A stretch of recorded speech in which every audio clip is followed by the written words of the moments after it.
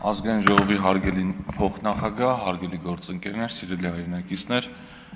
մենք շարունակում ենք մեր արդեն հավերժականության ձգտող նիստը, քննարկում ենք Արամ Վարդևանյանի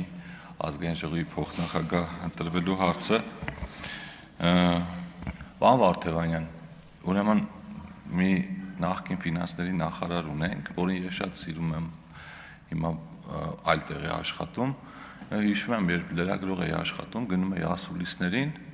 բոլոր հարցերին պատասխանում էր ժամերով, հետո որ գնում էի արդեն ուզում էի սղագրել, մեկ էլ հասկանում էի, որ այս մարդը ոչ մի հարցի չի պատասխանել, բայց այդ հասկանում էինք ահագին հետո ձեր մոտ էլ այդ բանը կա, բայց ես ուզում եմ ասել, որ Իշխան Սաղաթելյանն ասում էր, ինչ եք մեղադրում պարոն Վարդևանյանին, օրինակ ես մեղադրանք չնկատեցի, հակառակը բոլորը շատ գովեստով են խոսում ձեր հատկապես գործարար հմտությունների մասին, ինչ շատ նորմալ է։ Ես ճիշտ ասած չէի ուզում այս նիստը ավելի երկարացնել եւ ելույթ ունենալ, բայց հնչել են որոշ բաներ, նաեւ իմ անունն էլ է շրջանառվել, դրա համար մի քանի բաների կանդրադառնամ։ Գիտեք, նախընտրական շրջանում ձեր թիմի կողմից շատ թեզեր էին հնչեցվում ու առիթ չէր լինում տետատետ այդ թեզերին անդրադառնալու։ Ասենք հեռակա արձագանքում ենք, բայց որ դեմ դիմաց նստած մի հատ հիմա էլ եք այդ թեզերը հնչեցնում, հիմա շատ լավ առիթ է։ Օրինակ աղքատության մասին։ Ձեզնից մի քանի հոգի այդ մասին խոսեցին եւ տեսա պարոն Վարդևանյան, դուք էլ եք այս վերջերս անդրադարձել այդ թեմային, չգիտեմ, օրերի հարցեր թե շաբաթներ, ինչ եք ասում եք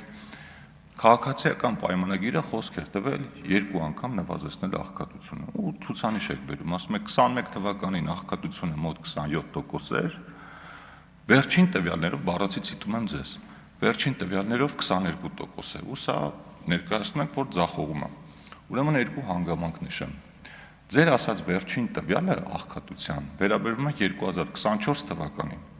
2025 թվականի աղքատության ցուցանիշը հրապարակվելու է այս տարվա նոյեմբեր-դեկտեմբերին, 2026 թվականի ցուցանիշը հրապարակվելու է հաջորդ տարի։ Մեր խոստումը վերաբերվել է 2021-2026 թվականներին։ Այսինքն դուք դեռ մեր խոստման հավարտին 2 տարի ժամանակ կա, բայց դա ներկայացնում ենք այնպես, որ լսողը կհասկանա, որ մենք մեր խոստումը չկատարեցինք, բայց մի հատ ավելի հետաքրքիր հանգամանք կա։ Եթե ուրիշ մարդ ասեր, ես չէի զարմանա, բայց քանի որ դուք իրավաբան եք, այդ նյուանսը պիտի հաշվի առնեք։ Վիճակագրական կոմիտեի հրապարակման մեջ,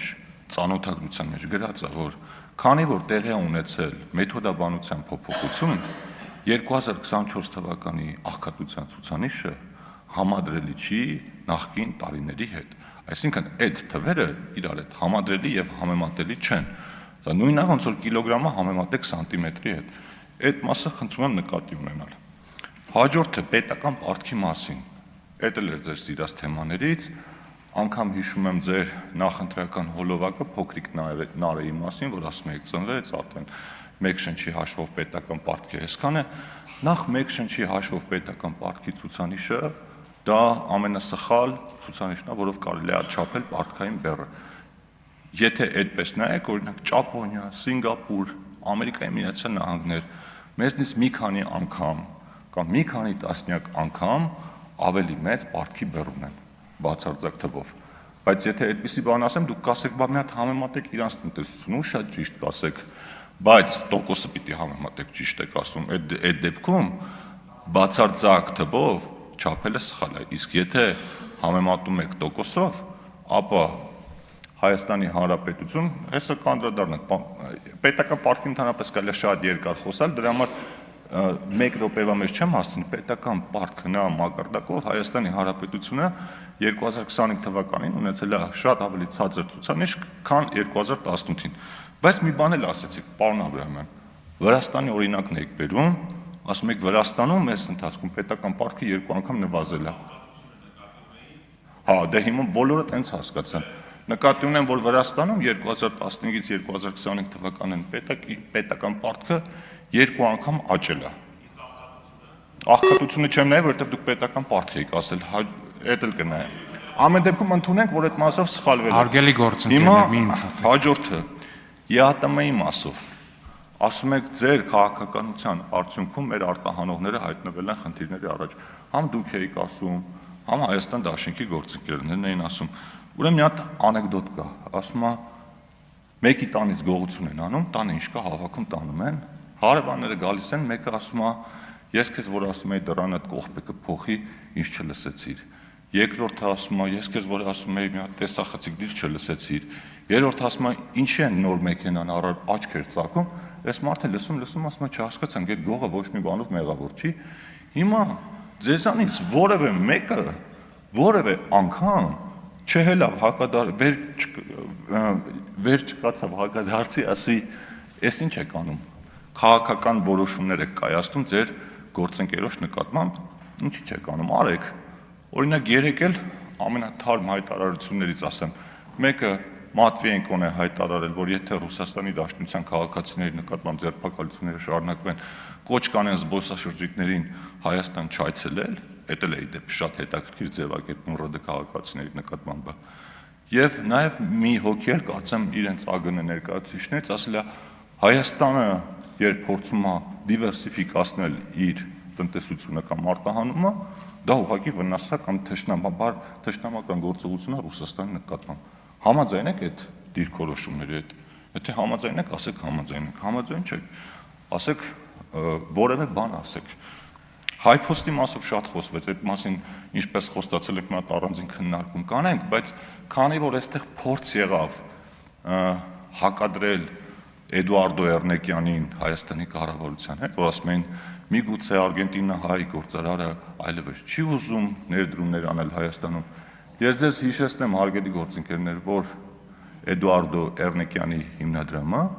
շատ կարճ ժամանակ առաջ նոր կոնցեսիոն պայմանագիր է կնքել Հայաստանի Հանրապետության հետ եւ պատրաստվում է օդանավակայանի թողունակության մեծացման եւ արդիականացման համար Հայաստանում ներդնել 425 միլիոն դոլար։ Եթե գտնում եք, որ դա հարաբերությունների վատ տարածում է, եկեք այդ մասին ասեք։ Մի բան էլ ասում եք, պարոն Կապետյան, ասում եք մենք նոր քաղաքական ուժ ենք։ Ես հարց տվեցի, թե ինչ կողմնորոշում ունեք, որոնք են ձեր տեսլականները, ինչի համար է հարցնում, օրինակ ձեր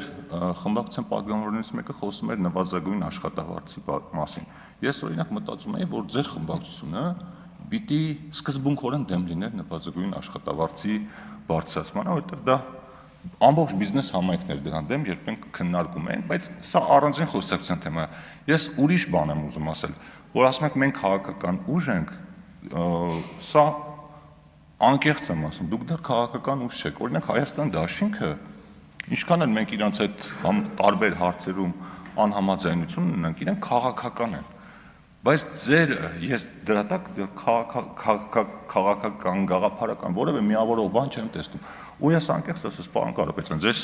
շատ դրական եմ վերաբերում, բայց ես ձեր համար ցավում եմ, որովհետև տեսնում ձեր շարքերում կան մարդիկ, որոնք ձեր շուրջը ուրիշ բանի համար են, իրանց ձեր գաղափարները չեն միավորել։ Շատ լավ կլինի, եթե վերածվի այդ ամեն ինչը քաղաքական հիմքի, բայց առայժմ դա չկա։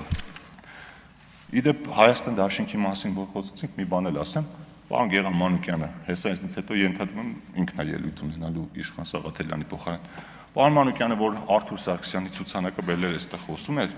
նաև ձեր գործընկերներից չեմ հիշում ով էր նկատեցի շապիկի վրա ձեր կալանավորված գործընկերների նկարներն էին։ Ես հիշեցի 2021 թվականի հունիսը, թե օգոստոսը, երբ մեր գործընկերները ազգային ժողով են եկել իրենց կալանավորված գործընկերների նկարներով, շապիկներով։ Հետո գիտեք ինչ տեղի ունեցավ, հետո ասեցին այդ մարդիկ մեր բռակ մեդիա պրոդուկտն է, ու հիմա որ նայեք ինչ են ասում այդ նույն մարդկանց համար, օրինակ Արուշ Արուշանյանի, օրինակ Մամեդ Փարամազյանի, կտեսնեք թե այդ բաները ոնց են փոխվում։ Էլի բաներ կա ասելու ու վերջում քանի որ այտենց ավանդույթ ձևավորվեց ձայնագրություններ միացնելու, մի հատ կարճ ձայնագրություն էլ ձեր թույլությամբ երբ միացնեմ, ԱԱՑ-ի հետ ես կապ չունեմ, պարոն Մանուկյան, դուք լավ գիտեք, չէ, կիմանաք ինչից է։ Լսեք։ Ես սարում էի ճիշտ է։ Հետո որ կարկուտեր գալիս ես սարում էի, ճիշտ է։ Հետո որ ոչխարներն եկա, ես էլի սարում էի, իսկ դու չկայիր, ճիշտ է։ Հետո որ մորթեցիք դու վերկացել եկար, ճիշտ է։ Հետո մորթելուց հետո եկար։ Սկզբից գայր ասեիր մի մորթեք։ Որտե՞ղ էիր, գայր չթողնեիր։ Հիմա արգելի գործընկերներ, այդ որ Հայաստանում արտագաղթ էր, այդ որ կոռուպցիա էր համատարած, ընտրակ եղծիկներ են, բա որտեղ եք։ Բա չթողնեիք, թե դրա մեջ եք։ Դրա համար հարգելի գործընկերներ, ել եմ ասում, կարող եք շատ հետաքրքիր բաներից խոսել, բայց մարդկանց հիշողությունը ի դժբախտություն ձեզ կարճ չի, շնորհակալություն։